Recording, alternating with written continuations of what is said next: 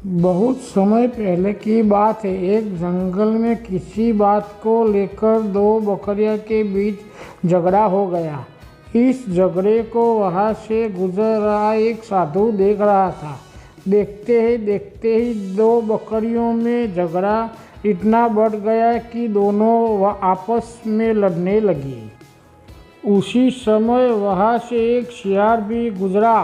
वह बहुत भूखा था। जब उसने दोनों बकरियों को झगड़ते देखा तो उसके मुंह में पानी आ गया। बकरियों की लड़ाई इतनी बढ़ गई थी कि दोनों ने एक दूसरे को लहूलुहान कर दिया था, लेकिन फिर भी लड़ना नहीं छोड़ रही थी।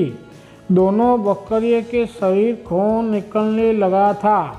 भूखे शियार ने जब जमीन पर फैले खून की तरफ देखा तो उसे चाटने लगा और धीरे धीरे उनके करीब जाने लगा।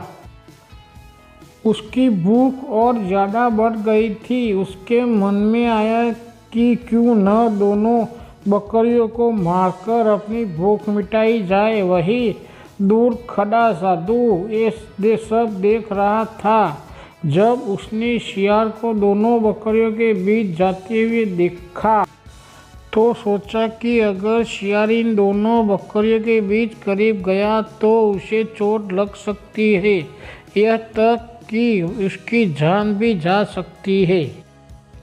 साधु अभी ये सोच ही रहा था कि शियार दोनों बकरियों के बीच पहुंच गया। बकरियों ने जैसे ही उसे अपने पास आते देखा तो दोनों ने लड़ने छोड़कर उस पर हमला कर दिया। अचानक हुए हमले से शियार अपने आप को संभाल नहीं सका और चोटिल हो गया। ये किसी तरह से अपनी जान बचाकर वहां से भागा। शियार को भागता देख बकरियां ने भी लड़ना छोड़ दिया और अपने घर लौट गए। वही साधु भी अपने घर की ओर चल दिया।